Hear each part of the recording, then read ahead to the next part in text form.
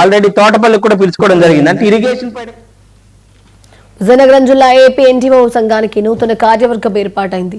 17 మంది సభ్యులతో కూడిన కొత్త కార్యవర్గం ఏకగ్రీవంగా ఎన్నికైంది. సంఘం ప్రతినిధులు సిఎంఆర్ జంక్షన్ నుంచి ఎన్టీఓ హోం వరకు ర్యాలీ నిర్వహించారు. తర్వాత ఎన్నికల అధికారులుగా ఏ వెంకటేశ్వరరావు, కృష్ణ హాజరు కాగా నూతన కార్యవర్గ ఎన్నిక జరిగింది. జిల్లా అధ్యక్షుడిగా ఏ సురేష్, కార్యదర్శి శ్రీధర్ బాబు ఎన్నికైనట్లు కూడా ఎన్నికల అధికారి ప్రకటించారు.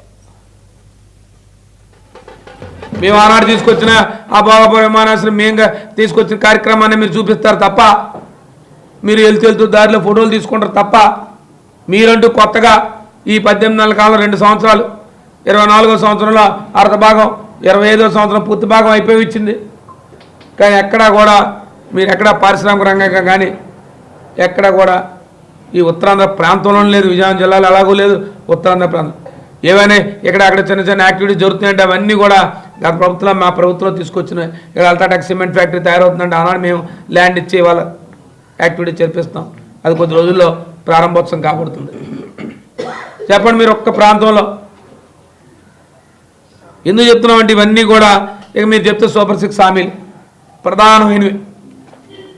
మీరు హామీలు అమలుపరిచి అంటారు. ఇక లెక్కలు గణాంకాలతో చెప్తాను. మీరు ప్రభుత్వం ఏర్పడిన తర్వాత ఈ ప్రభుత్వం ఏర్పడిన తర్వాత ఒక్క నూతనంగా ఒక్క పెన్షన్